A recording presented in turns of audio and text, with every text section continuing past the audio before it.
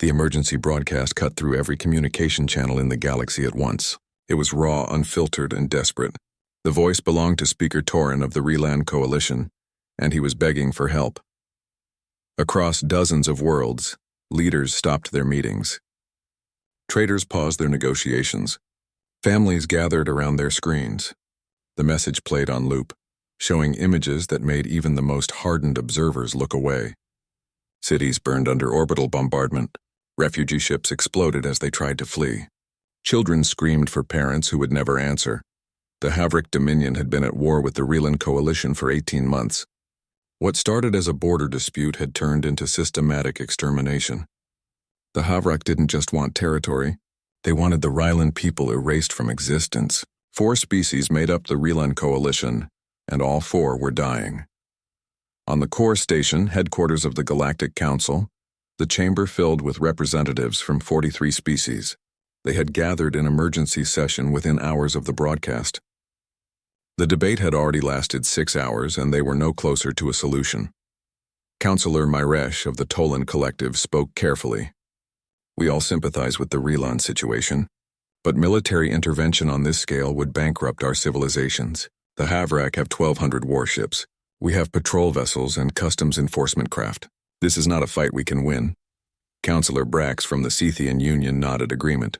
My people have not fought a war in 300 years. We have no soldiers, no battle fleets, no weapons of war. We are traders and explorers. We cannot become killers overnight. Around the chamber, similar sentiments echoed. Fear, sympathy, but no action. The council had maintained peace for generations precisely because no one had the military power to threaten anyone else.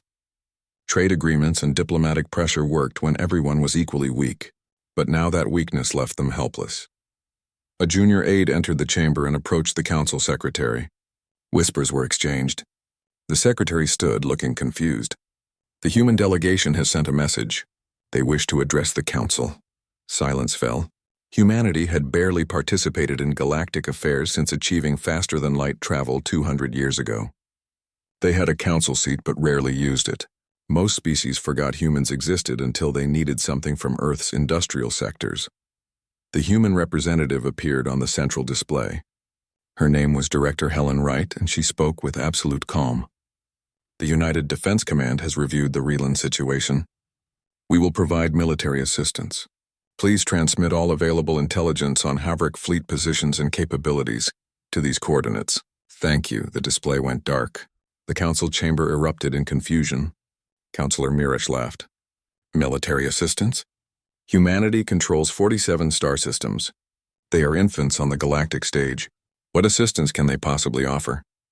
But the laugh died when the data started arriving. Human intelligence networks had already been tracking the Havrak for months. They knew fleet positions, command structures, supply lines, and manufacturing capabilities. The humans had been watching this war unfold and preparing a response the entire time. 3 days later, Speaker Torin received a private communication. The human voice was male, professional, and direct. This is Admiral Price of the United Defense Command. Hold your positions for 30 days. Help is coming. We will need landing coordinates for humanitarian supplies and medical personnel. Transmit when ready. Torin sat in his command center surrounded by tactical displays showing nothing but red. Red for Havrak fleets. Red for burning worlds. Red for the death of his people. He played the message 3 times before believing it was real. When he shared the message with his military commanders, they were skeptical. General Kiven of the Ryland Defense Force pulled up human records. They have no military history, no recorded conflicts, no battle experience. This is a symbolic gesture at best. But Torin authorized the transmission of landing coordinates anyway. What choice did they have? His people were dying. If humanity wanted to send supply ships, he would accept them gratefully. The Galactic Council heard about humanity's promise within hours. Councillor Myresh sent an official warning to Earth. You are committing your species to a war you cannot win. The Havrik will destroy your fleet, then target your worlds. Withdraw this foolish offer before it is too late. The human response came from Director Wright again. Acknowledged. Proceeding as planned, the Havrik Dominion heard the news and laughed. High Commander Varric addressed his fleet commanders with contempt, dripping from every word. The humans think they can challenge us? Let them come. We will add their worlds to our empire after we finish with the Rilan. On the Rilan world of Talos 4, the siege entered its 100th day. Orbital bombardment had reduced the capital city to rubble. 5 million civilians huddled in underground shelters, running out of food, water, and hope. Speaker Torin visited the shelters personally, trying to maintain morale. A young Rylan child asked him, "Are the humans really coming? Will they save us?" Torin knelt beside the child, forcing a smile he did not feel. "Yes, they promised. We just have to hold on." 28 days later, the sensors on Telos 4 detected something at the system's edge. Jump signatures. Lots of them. The Defense Force expected a Havrak assault fleet coming to finish them off. Instead, the signatures resolved into human ships. 847 warships emerged from hyperspace in perfect formation. Battle carriers the size of small moons. Dreadnoughts bristling with weapons. Destroyer screens moving in coordinated patterns. Assault ships carrying ground forces. Hospital vessels painted with medical symbols. Supply craft by the hundreds. The Reland defenders stared at their displays in shock. General Kiven whispered, "What have they been building out there?" The human fleet moved toward Telos 4 with precision that suggested decades of practice. The Havrak blockade fleet, 300 ships strong, moved to intercept. They outnumbered the humans badly in their sector, and High Commander Varric expected an easy victory. Admiral Price broadcast on all frequencies. "Havrak forces, you have one opportunity to surrender. Withdraw now or be destroyed." Varric laughed at the ultimatum. He had 300 battle-tested warships against whatever these upstart humans had managed to scrape together. Humanity's arrogance ends today. All ships, open fire. What happened next would change galactic history forever. The first Havrak missiles left their tubes with trails of fire cutting through the darkness of space. High Commander Varric watched his tactical display with satisfaction. 300 ships unleashing their full arsenal would overwhelm any defense. He had fought 17 major engagements and won them all. This would be his 18th victory. The human fleet did not scatter. They did not panic. They did not even seem concerned. What happened instead made every military doctrine in the Havrak Dominion instantly obsolete. The human destroyer screen activated a defensive network that seemed to predict where every missile would be before it arrived. Point defense weapons fired in perfect synchronization, creating walls of intersecting fire. Thousands of missiles died before traveling halfway to their targets. The few that got through hit nothing but empty space as human ships moved with impossible coordination. Then the humans returned fire. Varric had expected missiles or energy weapons like every other species used. Instead, solid projectiles launched from human dreadnoughts at speeds that approached a fraction of light speed. Railgun slugs punched through Havrak shields like they were not even there. Havrak cruisers disintegrated under impacts that released kinetic energy equivalent to nuclear weapons. Within 12 minutes, Varric's fleet had lost 90 ships. Within 30 minutes, he had lost 200. His formation collapsed as ships tried to retreat, only to find human destroyers had somehow moved behind them during the chaos. There was no escape route, no reinforcements coming, no clever tactical solution. At the 47-minute mark, Varric authorized surrender. Of his 300 ships, only 43 remained functional. The human fleet had not lost a single vessel, not one. The survivors were taken as prisoners, treated according to protocols that the Havrak themselves never followed. Human medics actually helped wounded Havrak soldiers. It was incomprehensible. On Telos 4, the Relan defenders watched in stunned silence as the most powerful blockade fleet in this sector simply ceased to exist. General Kiven kept replaying the sensor data, convinced there must be an error. 300 ships destroyed in under an hour? Impossible. But the human assault craft were already entering atmosphere and reality could not be denied. The landing zones were precise. Human Marines deployed with equipment that looked both familiar and alien. They had rifles, armored vehicles, and air support like any modern military. But they used them with a level of coordination that suggested every soldier was connected to some greater tactical intelligence. The Havrak occupation force on Telos 4 numbered 800,000 soldiers. They outnumbered the human landing force 4-1. Their commander, General Korvek, watched the humans land and felt confident. Air superiority meant nothing when both sides had it. Numbers would decide this battle, and he had the numbers. He was wrong about everything. Human Marines moved through occupied territory in small units that somehow never lost contact with each other. When Havok forces tried to ambush them, orbital strikes hit Havok positions seconds before the ambush could be sprung. When Havok armor assembled for counterattacks, human aircraft appeared from nowhere and destroyed entire columns before they moved a kilometer. When Havok forces dug into defensive positions, human artillery found them with precision that suggested someone was watching from orbit and feeding real-time data to every soldier. The ground campaign lasted 72 hours. General Korvac surrendered when he realized he had lost 60% of his forces and gained nothing. The humans had not just defeated his army, they had dismantled it piece by piece with mathematical precision. Relan civilians emerged from their shelters to find human soldiers distributing food, water, and medical supplies. Children who had been starving for weeks received nutrient packs and clean water. Injured civilians were carried to human medical stations where doctors treated everyone, Rylan and Havok alike. Engineers were already working on restoring power and water systems. A Relan woman approached a human soldier cautiously. "Why are you helping us?" "Your people did not have to come. This is not your war." The soldier, young and tired, just smiled. "Someone asked for help. That is enough." The story of Telos Force spread across the galaxy faster than light speed. The Galactic Council convened again, this time to hear reports from their observers who had witnessed everything. Councillor Maresh stood before the assembly with documents that seemed to make no sense. The human fleet is not an expeditionary force. It is an invasion army. They have 847 warships, but that represents only their first fleet. Intelligence suggests they have at least 4 more fleets of similar size. While we have spent 200 years building trade networks, humanity has been building shipyards, Councillor Brax interrupted. But why? Who were they preparing to fight? There have been no major wars in this region for 300 years. A human observer, a military attaché named Commander Stevens, stood to answer. We were not preparing to fight anyone specific.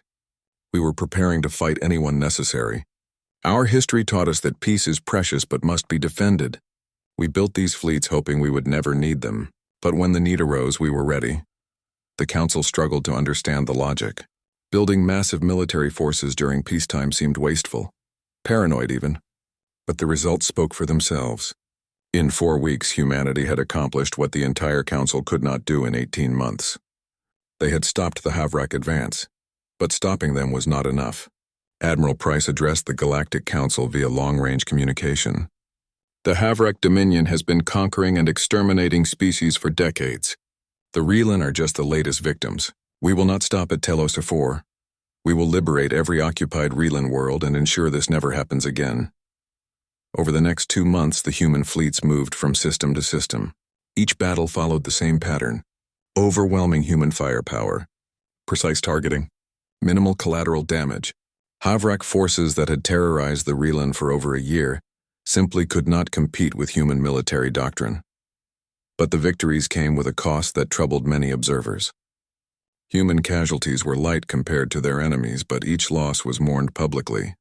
Memorial services were held for every fallen soldier. Their names were recorded and transmitted home. The humans treated their dead with reverence. That seemed at odds with their ruthless efficiency in battle.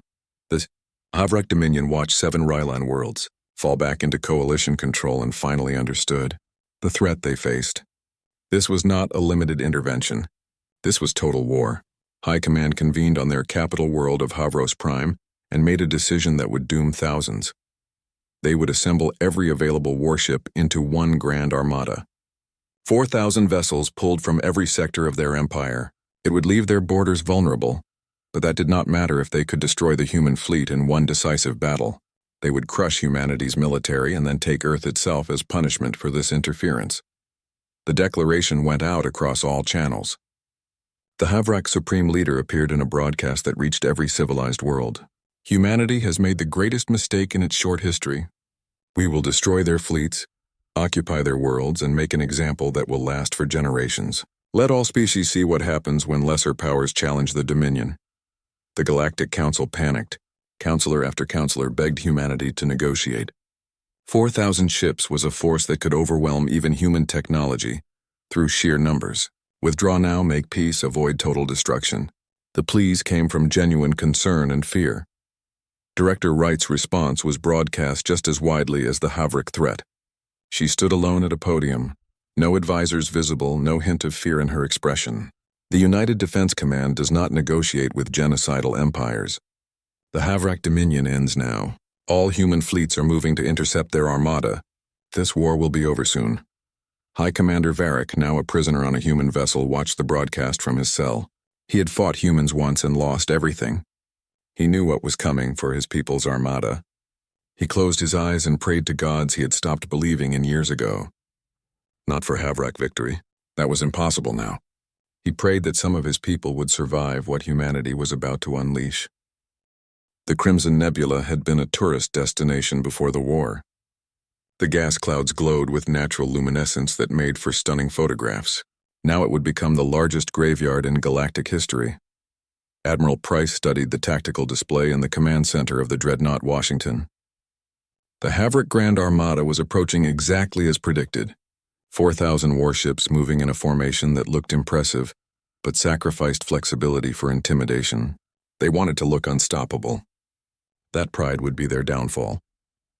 Second Fleet and Third Fleet had joined First Fleet 3 days ago, bringing total human strength to 2,457 warships.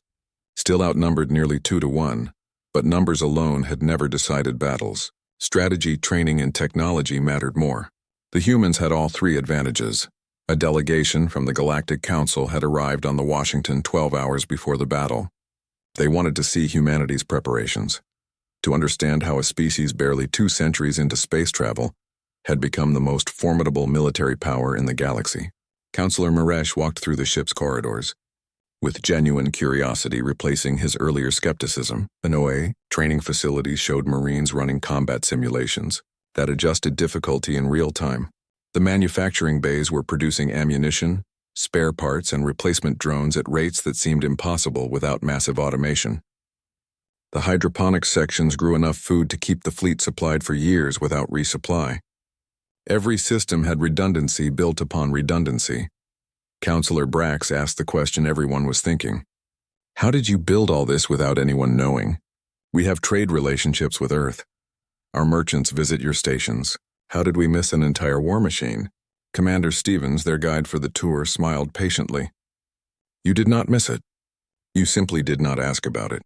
When your merchants came to trade, they saw civilian stations and commercial shipyards. They never asked what our military was doing because no one thought we had a military worth asking about. We have been building these fleets for 180 years. 3 generations of humans have dedicated their lives to preparing for a threat that might never come. The delegation was taken to observe a strategy session. Human officers analyzed Havrak formations and predicted responses to various attack patterns. The level of detail was astounding. They knew which Havrak commanders were aggressive versus cautious. They knew which ship classes had weak points in their armor. They knew fuel consumption rates and how far each enemy vessel could travel before needing resupply. Counselor Maresh watched in fascination. You have studied warfare as a science. The rest of us abandoned military thinking generations ago. You never stopped learning how to fight. Admiral Price joined the delegation for a brief discussion. He was younger than expected, perhaps 50 standard years, with gray starting to show at his temples. His manner was calm, almost professorial. We studied every war in human history, learned from every mistake, and built a doctrine around one principle: overwhelming force applied with precision. We do not seek fair fights. We seek decisive victories that minimize casualties on all sides. Counselor Brax seemed disturbed by the philosophy. But surely there is honor in combat. Glory in facing equal opponents? The Admiral's expression hardened slightly. There is no glory in war. There is only the mission and the people you are trying to save. Every Havrak soldier who dies is someone's child, someone's parent. We will kill them if necessary, but we do not celebrate their deaths. We mourn the necessity of it. The delegation was dismissed as battle preparations reached their final stages. The Havrak Grand Armada entered the Crimson Nebula system 8 hours later, confident and aggressive. Their supreme leader, Dareth Vane, broadcast from his flagship. Today we prove that numbers and courage overcome technology and cowardice. Today the Havrak Dominion shows the galaxy why we have ruled for 200 years. The human fleet appeared to be retreating, falling back deeper into the nebula. Havrak ships gave chase, formations loosening as individual commanders sought glory by being first to engage. Dareth Vane laughed as he watched the humans run. This would be easier than expected. Then the nebula lit up with explosions. Thousands of autonomous mines, invisible to Havrak sensors because they emitted no power signatures until activated, detonated in perfect sequence. The Havrak Vanguard 600 ships simply disintegrated. The mines had been seeded throughout the nebula over the past week, each one programmed to recognize Havrak engine signatures and detonate at optimal range.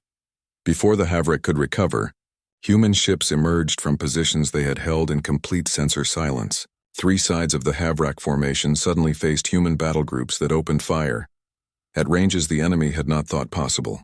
Railgun slugs traveling at relativistic speeds did not care about shields designed to stop energy weapons. They punched through hulls like paper. The Havrak tried to return fire but discovered their sensors were being jammed by human electronic warfare. Targeting solutions failed. Communication between ships became impossible. Individual commanders made decisions based on incomplete information, and the formation collapsed into chaos. Some ships tried to flee, others tried to press forward, and many simply stayed still waiting for orders that never came. Human carrier groups launched thousands of autonomous drones, not simple missiles but intelligent craft that identified priority targets, coordinated with other drones, and adapted to enemy countermeasures. They swarmed Havrak capital ships like insects, overwhelming point defenses through sheer numbers and unpredictability. 5 hours into the battle, human special forces teams boarded Dareth Vane's flagship. They fought through corridors with precision that suggested they had trained on exact replicas of this ship class. The Supreme Leader was found in his command center, still trying to rally his forces. He was offered one chance to surrender and order a general retreat. Dareth Vane chose death. He raised his sidearm and human soldiers killed him instantly. It was not heroic or glorious. It was just sad. Command of the Havrak forces fell to subordinates who lacked both authority and current intelligence about the battle situation. The remaining Havrak ships either surrendered or fled in random directions. By the time the nebula cleared, the Havrak Grand Armada no longer existed as a functional military force. 3,200 vessels destroyed, 600 captured intact. The remaining 200 scattered across dozens of star systems with no unified command. The human fleet had lost 47 ships and 12,000 personnel were dead. Each loss was recorded. Each name would be added to memorials. The Galactic Council observers had watched the entire battle from a safe distance. They filed their reports with hands that shook. Counselor Miresh wrote the phrase that would appear in every analysis. They have turned war into a science, and we are all fortunate they used it for good rather than conquest. News of the victory spread across the galaxy within hours. Rylan civilians celebrated in streets that had known only fear for 2 years. Havrak civilians on the Dominion worlds waited in terror for human fleets to arrive and destroy their homes. But that is not what happened. Human ships did enter Havrak space, but they came with offers instead of ultimatums. Complete military withdrawal from all occupied territories. War crime tribunals for leadership who ordered atrocities. Demilitarization monitored by neutral observers. Economic reparations paid to refugees. In exchange, Havrak civilians would be protected, fed, and helped to rebuild. The Havrak Provisional Government, formed from military officers who had opposed Dareth Vane's genocidal policies, accepted the terms. They had no choice, but more than that. They recognized the terms were far more generous than their own empire would have offered to defeated enemies. Human engineers arrived on Havrak worlds and worked alongside local civilians to repair infrastructure. Human medical ships treated Havrak wounded in hospitals that had been bombed by their own government for treating enemy casualties. Human agricultural specialists helped restore farmland damaged by orbital bombardment during internal rebellions. A Havrak mother approached a human engineer working on a water treatment plant. Her scales were dull with malnutrition, and she carried a child too weak to walk. "Why are you helping us? We tried to destroy you. We killed your people. Why do you show mercy?" The engineer, a woman named Patricia, looked up from her work. "Because your government started this war, not you. Because your child did not choose to be born into an empire that committed genocide. Because when the fighting stops, someone has to start building. That is what we do." The Galactic Council convened yet again, this time to debate what humanity's victory meant for the balance of power. Some species feared that humans would use their military dominance to conquer. Others argued that human actions had proven their intentions were defensive. The debate lasted for weeks and accomplished nothing except revealing deep divisions. Finally, humanity made the choice for them. Director Wright appeared before the council one last time. "We understand that our military strength concerns you. We will withdraw from all galactic affairs except direct defense agreements with species who request our protection." The war tribunals began 6 months after the Battle of Crimson Nebula. They were held on the neutral station Unity Point, a massive diplomatic facility that had hosted peace conferences for 300 years. Now it would host something unprecedented: trials for crimes against entire species. 347 Havrak military officers and government officials stood accused. The charges ranged from ordering civilian massacres to authorizing the use of biological weapons on refugee ships. The evidence was overwhelming, collected from military databases that human intelligence teams had seized during the occupation of command centers. There was no ambiguity about what had been done or who had ordered it. The trials were public. Every session was broadcast across the galaxy. Havrak civilians watched their former leaders describe atrocities with cold, bureaucratic language. Rilan survivors testified about losing entire families to orbital bombardment. Humans presented evidence methodically, without dramatic flourish or emotional manipulation. Just facts, recordings, and documents. The chief prosecutor was a human named David Park. He approached each case with quiet determination. During one session, he played a recording of a Havrak general ordering the destruction of a medical ship carrying 12,000 wounded civilians. The general's defense was simple. They were enemy civilians, and eliminating them served strategic purposes. Park responded with a question that silenced the chamber. "At what point did you stop seeing them as people? When did children become acceptable targets? When did mercy become weakness?" The general had no answer. The sentences ranged from imprisonment to execution, decided by a panel of judges from neutral species. Humans deliberately did not serve as judges, avoiding any appearance that this was victor's justice.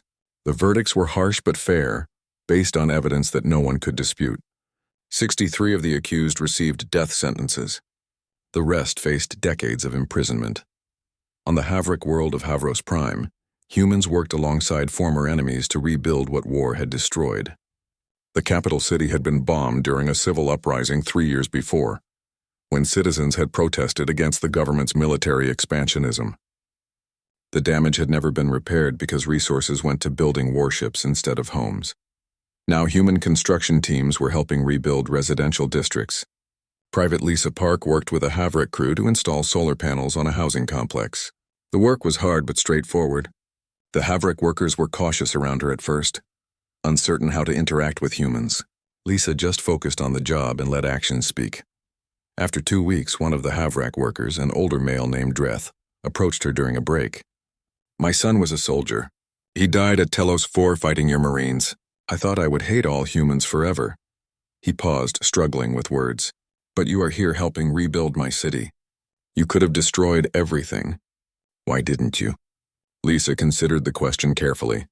"Because your son's death does not require more death to have meaning. Because my brother died at Crimson Nebula, and I do not want any more families to feel what mine felt. Because someone has to stop the cycle." Dreth was silent for a long moment. "I am sorry about your brother. I am sorry my people started this war. I do not know if sorry is enough." Lisa placed a hand on his shoulder, the gesture awkward between their different biologies but genuine. "Sorry is a start. Working together is what comes next." Similar conversations were happening across dozens of worlds. Havrak civilians were discovering that humans differentiated between governments and people. The Empire had committed atrocities, but individual Havrak had simply been born into a system they did not create.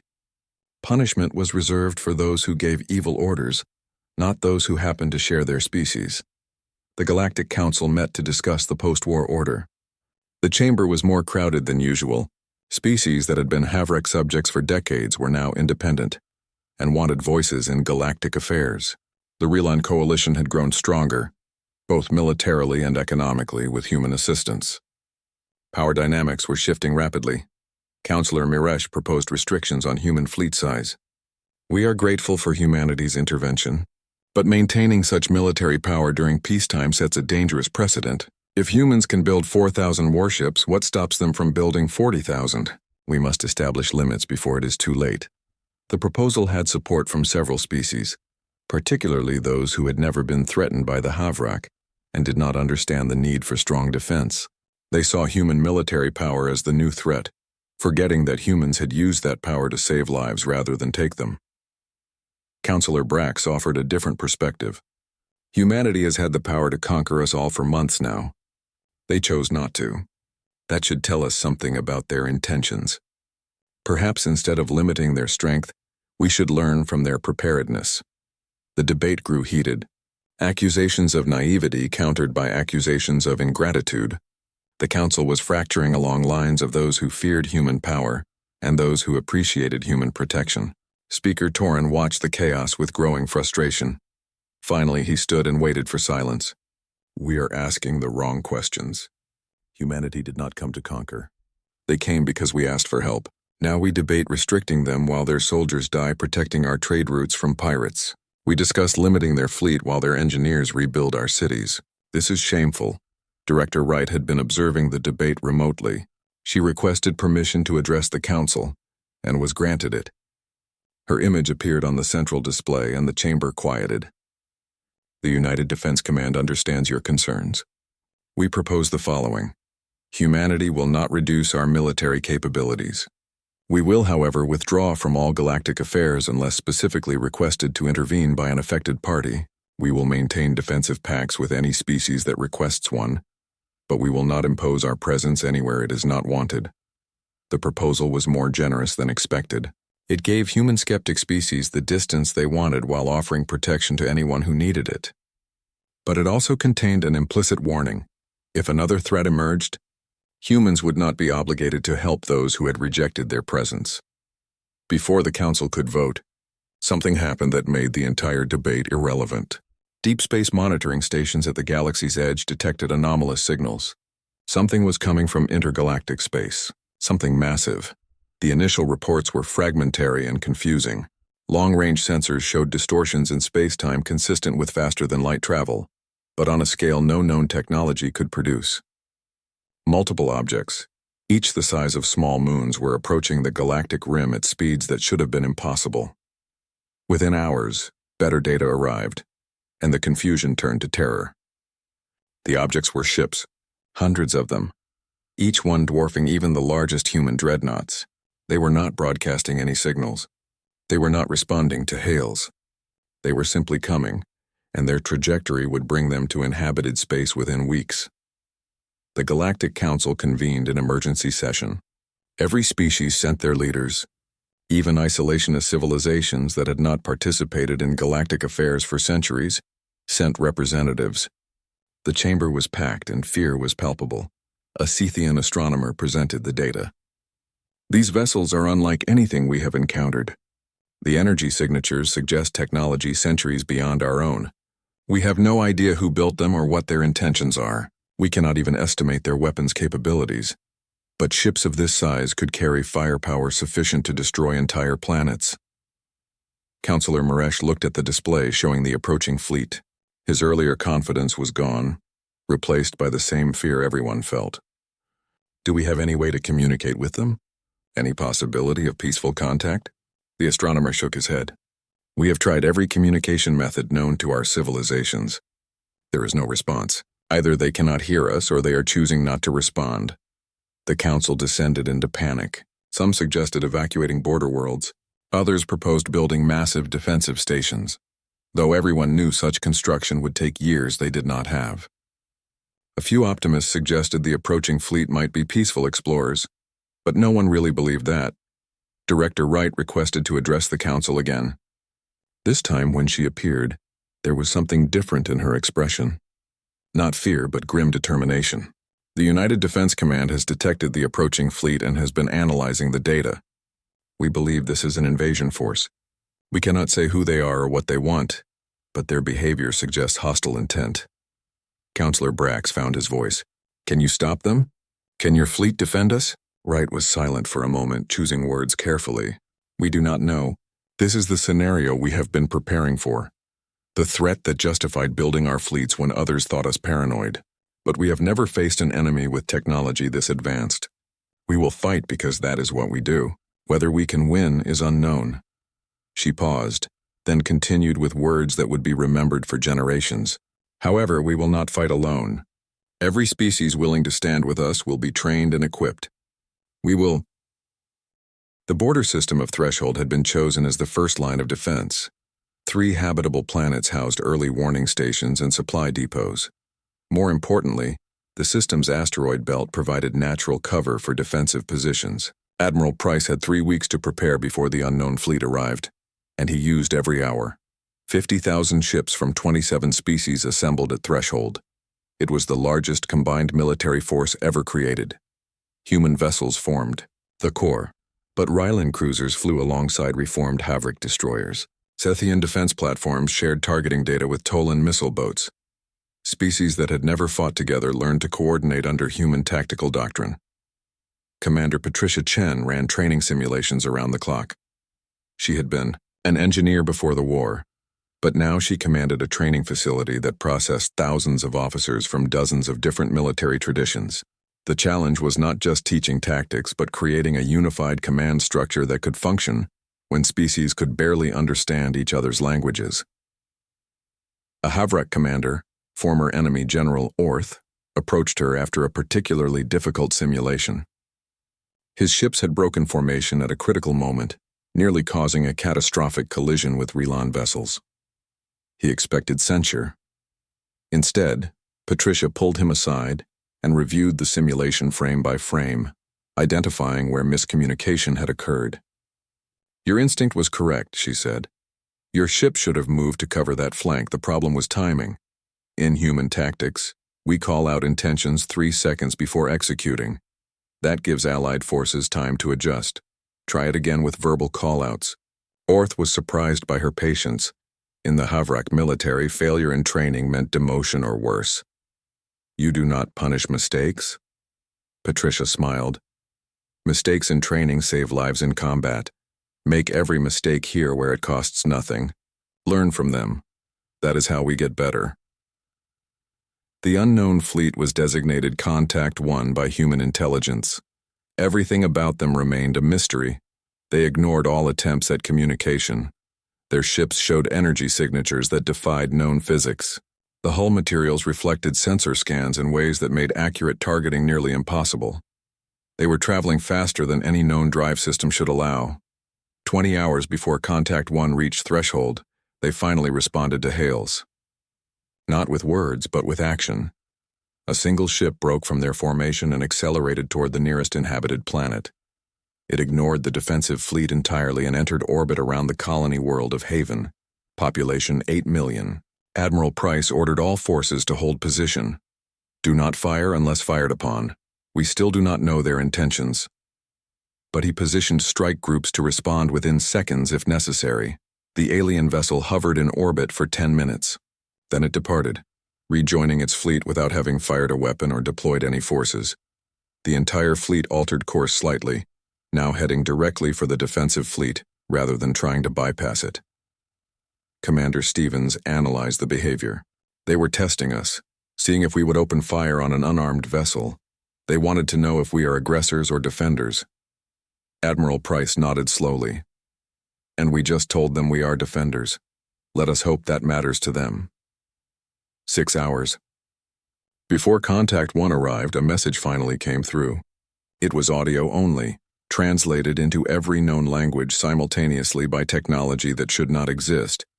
The voice was neither male nor female, neither threatening nor friendly. It was simply, "Alien. We are the collective.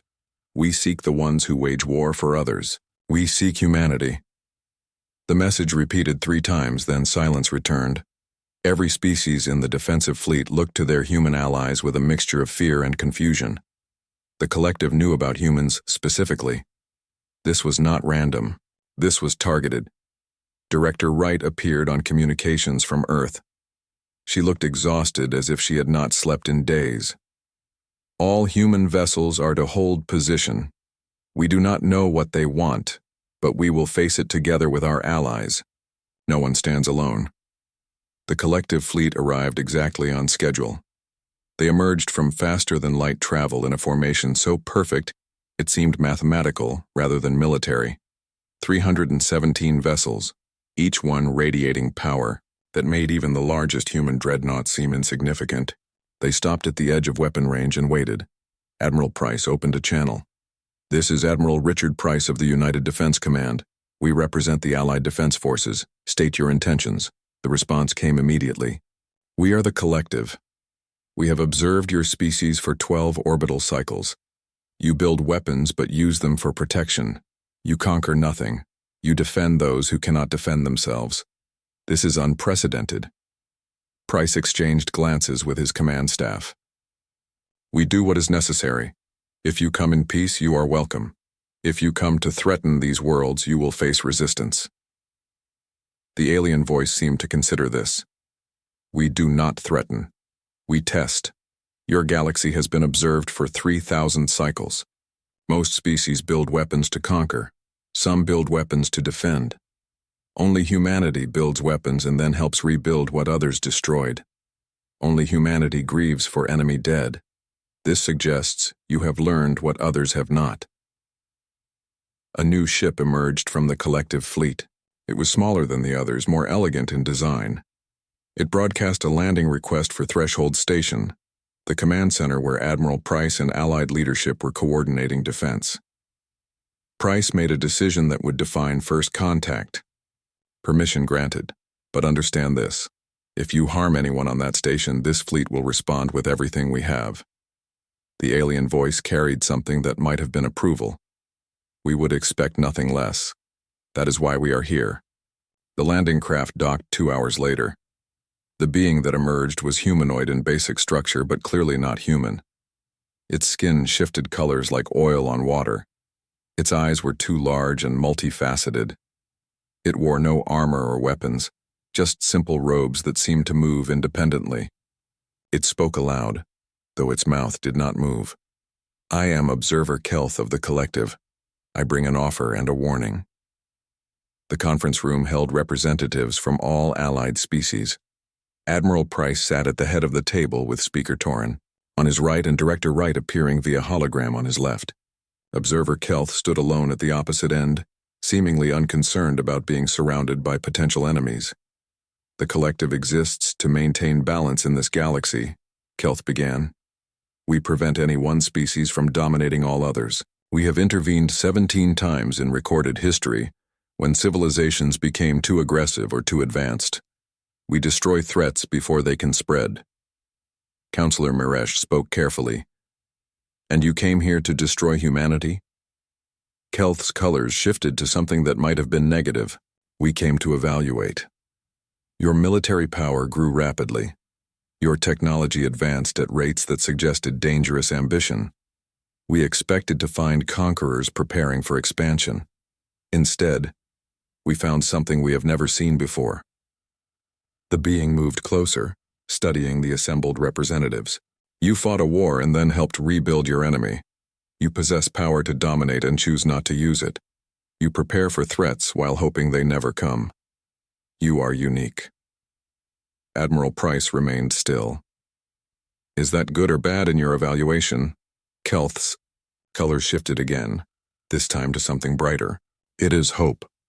The Collective has maintained order through fear and overwhelming power for millennia. We believed peace could only exist when no one was strong enough to threaten it. You suggest an alternative, peace maintained by those strong enough to defend it, but wise enough not to abuse it." Director Wright leaned forward. "What are you offering?" The answer changed everything. "The Collective wishes to learn from humanity. We will withdraw our intervention protocols for this region. You will be free to develop without our oversight. In exchange, we request that you share your philosophy, your methods, and your understanding of how strength and mercy coexist. We wish to learn if there is a better way than the path we have followed." The room erupted in whispers. The Collective, an ancient power that had shaped galactic civilization for thousands of years, was asking to learn from humanity. Species that had existed for millions of years before humans even evolved were admitting they might have been wrong about fundamental principles. Admiral Price looked at his allies before responding. We are not perfect. Our history is filled with mistakes and conflicts. We nearly destroyed ourselves a dozen times before learning to work together. We do not have all the answers. Kelth's colors shifted to something peaceful. But you learned. That is more than most species achieve. Will you share what you have learned? The Allied representatives voted unanimously to accept the offer. Over the following months, Observer Kelth and other collective representatives embedded with human forces. They observed training, studied military doctrine, and interviewed soldiers from every species. They watched humans mourn their dead and honor enemy prisoners. They saw engineers rebuild alien cities and medics treat all wounded regardless of species. What they learned challenged everything the collective had believed. Peace did not require weakness. Strength did not require cruelty. Military power could be used to protect rather than conquer. These were not new ideas, but humanity had somehow made them work on a scale the collective had never witnessed. 6 months after first contact, Observer Kelth presented findings to the collective's leadership. The conclusion was revolutionary. The collective's methods had prevented galactic-scale wars, but had also prevented species from developing true cooperation. By maintaining peace through intimidation, they had stunted civilization's growth toward genuine unity. The collective announced they would withdraw from active intervention across the galaxy. Instead, they would offer guidance and assistance to species that requested it. They would share their technology with civilizations that demonstrated responsibility in its use. They would no longer decide who lived or died based on military strength. The announcement caused chaos. Some species celebrated freedom from oversight. Others panicked at losing the protection the collective provided. A few opportunistic empires began planning expansion now that the great power was stepping back. Admiral Price addressed these concerns in a broadcast to all galactic species. The collective's withdrawal does not mean chaos will reign. The Allied Defense Forces remain committed to protecting those who cannot protect themselves. We will respond to calls for aid just as we responded to the Rylan. Peace requires vigilance, and we will remain vigilant. True to his word, human fleets maintained patrol routes through former Havrak space and other regions where instability threatened civilians. Allied defense academies trained officers from species that wanted to protect themselves. Technology, sharing programs helped less advanced civilizations develop modern defenses, but the greatest change was philosophical. Species that had viewed military strength as inherently dangerous began reconsidering that position. The Rylan coalition rebuilt their defense force not for conquest, but for protection. Even former Havrak worlds established military forces designed around human principles of restraint and proportional response. Observer Kelth remained on Threshold Station, now serving as a liaison between the collective and Allied forces. One evening, they found Admiral Price standing alone on an observation deck, looking at the stars. "Do you regret what has happened?" Kelth asked. "Your species was content in isolation. Now you bear responsibility for an entire region of space." Price shook his head. "We were never content with isolation. We were preparing, hoping we would never be needed but ready if we were.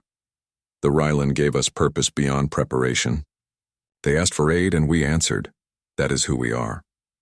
Kelth's color shifted to something contemplative. "And if another call comes? Another species facing extinction?" The Admiral smiled. "Then we answer again. That is what we do. It is what we will always do." From that moment forward, the phrase became humanity's unofficial motto. They asked for aid, and we answered. It appeared on military vessels, recruitment posters, and memorial walls. It reminded everyone that strength without compassion was tyranny, but compassion without strength was meaningless. The galaxy was changing, and humanity had become its conscience. Not through conquest or dominance, but through the simple act of helping those who asked for help. It was a role they had never sought but would never abandon. 3 years had passed since the Battle of Crimson Nebula. The war that had threatened to destroy the Rylan coalition and reveal humanity's military strength to the galaxy felt like ancient history now. But its consequences continued to reshape civilized space in ways no one had predicted. The memorial, on Telos 4, stood 50 meters tall, made of stone quarried from 3 different worlds. Rylan stone formed the base, representing those who had suffered. Havrik stone formed the middle section, representing those who had learned from their mistakes. Human stone formed the top, representing those who had answered the call. Carved into its surface were 214,000 names, Rylan civilians killed in the war, Havrak soldiers who died in battle, human personnel who gave their lives for people they had never met. The dedication ceremony drew thousands. Speaker Torin stood before the memorial with human Admiral Price beside him. Former Havrak General Orth attended as well, now serving as a defense consultant for reformed Havrak systems. 3 years ago, they had been enemies. Now they stood together honoring all the dead without distinction of species or allegiance. Torin spoke first, his voice carrying across the silent crowd. We gather today not to celebrate victory or mourn defeat, but to remember everyone who was lost. The children who never grew up, the parents who never came home, the soldiers who followed orders they did not question until too late. Every name on this memorial represents a life that mattered. Admiral Price stepped forward when Torin finished. He looked older now, gray dominating his hair and lines deepening around his eyes. 3 years of managing Allied defense forces had taken a toll. War is not glorious, it is not heroic. It is necessity born from the failure of diplomacy and the presence of evil. We fought because people were dying and no one else would stop it. We won because we were prepared. But every name on this memorial is a reminder that preparation is not the same as prevention. We must do better. A child's voice called out from the crowd. Will there be more wars? Price looked at the young Rylan, perhaps 8 years old, and chose honesty over comfort. Probably. There are still those who choose conquest over cooperation, but we will be ready, and we will not be alone. That is what this memorial teaches us. We face threats together, or we fall separately. After the ceremony, the Allied leadership gathered for a working session. The Galactic Council had finally agreed on humanity's role in the new order, and the implementation was proving complicated. 27 species had requested formal defense pacts with Earth. 43 others wanted access to human military academies. 16 species had asked for help modernizing their space forces. Director Wright reviewed the requests with frustration. We cannot be everywhere. We have 6 active fleets and they are already stretched thin maintaining patrol routes and training Allied forces. If we accept all these requests, we will break our military logistics system within a year. Commander Stevens suggested an alternative. What if we stop trying to do everything ourselves? We have been training Allied officers for 3 years. The Rylan Defense Force is now capable of handling most regional threats. Reformed Havrak systems have rebuilt their military around defensive doctrine. The Scythian Union has modernized their fleet significantly. Maybe it is time we transitioned from direct protection to support and coordination. The idea sparked debate, but the logic was sound. Humanity had never wanted to be the galaxy's permanent police force. They had wanted to help species learn to defend themselves. That goal was finally achievable. Over the next 6 months, the Allied Defense Command restructured into a coalition leadership rather than a human-dominated hierarchy. Regional defense forces took primary responsibility for their areas with human fleets serving as rapid response and coordination. Military academies expanded to multiple worlds, teaching human doctrine but adapted for different species' strengths and limitations. The transition was not smooth. Several incidents tested the new structure. Pirates raided Sethian trade routes, and the Sethian Defense Force responded too slowly, requiring human intervention. A territorial dispute between 2 minor species nearly escalated into war before Rylan peacekeepers negotiated a settlement. A Havrak commander reverted to old aggressive tactics during a training exercise and had to be removed from service. But the successes outnumbered the failures. When a natural disaster struck a remote colony, 4 different species relief vessels arrived within hours without needing human coordination.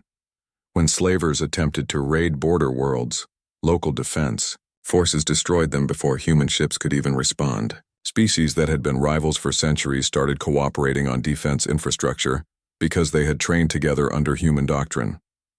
The Galactic Council met to formalize the new structure.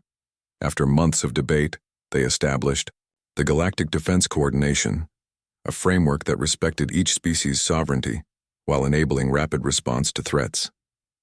Humanity was offered the role of military coordinator, essentially making them responsible for strategic planning and doctrine development. Director Wright accepted the role with conditions. We will coordinate, but we will not dictate. Every species retains control of their own forces. We provide training, intelligence, and support. But when your people face danger, it will be your forces that defend them first. We stand ready to help, but we will not replace your responsibility to protect yourselves. The Council agreed, though. Some members remained uncomfortable with human influence over military matters. The compromise was imperfect, but it was functional. Meanwhile, the collective's withdrawal from active oversight had created a power vacuum in some regions. 3 aggressive empires attempted expansion, believing the old order was gone and opportunity had arrived.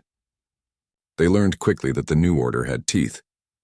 The Malgrim hegemony invaded a peaceful federation of mining worlds expecting easy conquest. Instead, they faced a coordinated response from 6 allied species led by Relan commanders using human tactics. The invasion collapsed within weeks. The hegemony's leadership was offered the same choice the Havrak had received: reform or face continued military pressure. They chose reform. 2 other aggressive empires watched the Malgrim defeat and reconsidered their plans. One quietly withdrew from contested borders and requested membership in the Allied Defense Coordination. The other doubled down on expansion and found itself fighting a coalition they could not defeat. Their empire fractured into independent systems within a year. What emerged was a galaxy fundamentally different from what had existed before the Havrak War. Military strength was no longer viewed as purely aggressive. Species that had been pacifist for generations rebuilt modest defense forces not for conquest, but for protection. The idea that peace required everyone to be weak was replaced by understanding that peace required everyone to be strong enough to defend themselves, but wise enough not to abuse that strength. Human influence was everywhere but deliberately subtle. Military academies taught human tactical doctrine, but students adapted it to their species' strengths. Defense platforms used human-designed targeting systems but built by local industries. Patrol routes followed patterns developed by human strategists, but executed by allied forces. Humanity had become the backbone of galactic defense without dominating it. Admiral Price retired from active command 5 years after the war. At his farewell ceremony, representatives from 40 species attended. Former enemies and new allies both expressed gratitude for his leadership. He accepted their words with characteristic humility. I was just one person doing what needed to be done. The real heroes are the soldiers who fought battles they did not start, the engineers who rebuilt cities they did not destroy, and the diplomats who made peace where there was only war. Remember them, not me. His replacement was Commander Stevens, promoted to admiral and given command of the 1st Fleet. But the ceremony also appointed a Relan officer to command the 2nd Fleet and a reformed Havrak officer to command the 4th Fleet. Human dominance of military command was deliberately reduced as allied species proved themselves capable. The change was symbolic but important. Humanity had proven they could be trusted with power because they were willing to share it. On Earth, the United Defense Command published a comprehensive history of the war and its aftermath. The document was brutally honest about mistakes made, opportunities missed, and the cost of victory. Section after section analyzed what went right and wrong, with the explicit goal of helping future commanders avoid the same errors. The conclusion was simple. We prepared for war hoping it would never come. When it came, we were ready. But preparation alone is not enough. We must also prepare species to defend themselves, to cooperate with former enemies, and to choose peace when possible and strength when necessary. That is the harder work, and it never ends. Deep space monitoring stations continued their vigilant watch. The galaxy was safer than it had been in centuries, but dangers remained. Unknown species existed beyond charted space. Ancient technologies waited to be discovered. Ambitious leaders still dreamed of conquest. Eternal vigilance remained necessary, but now that vigilance was shared, Dozens of species maintained defensive forces. Hundreds of worlds had early warning systems. Thousands of officers had trained in coordination and cooperation. The next crisis would be faced not by one species alone, but by an alliance of civilizations that had learned to trust each other. On a quiet evening, former Admiral Price visited the memorial on Telos 4. He came alone, without ceremony or guards. He stood before the wall of names and found the section listing human casualties. His finger traced over names he remembered. Soldiers he had commanded, friends he had lost. A Rylan woman approached cautiously, recognizing him despite his retirement. "Admiral Price?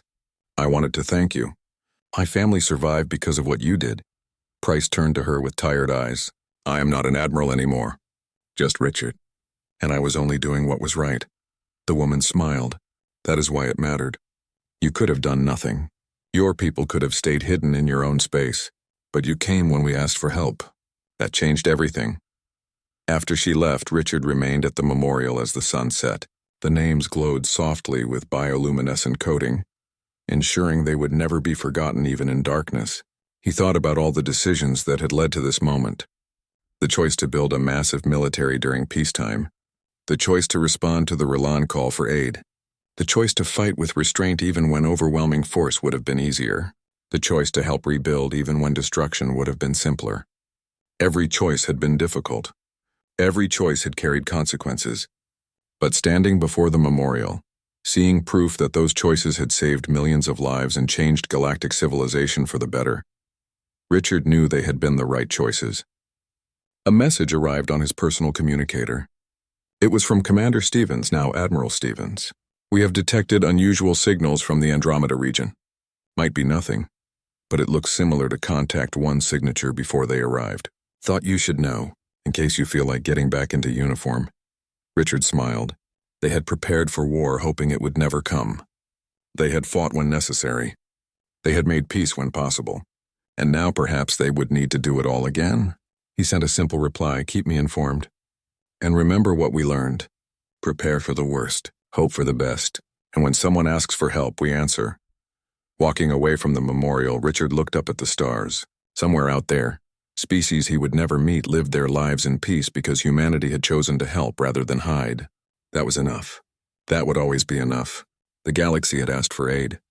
Humanity had answered with a war fleet. But more importantly, they had answered with compassion, wisdom, and the understanding that true strength came not from the power to destroy, but from the courage to protect. And they would continue answering that call for as long as it took, because that was who they were. That was who they would always be.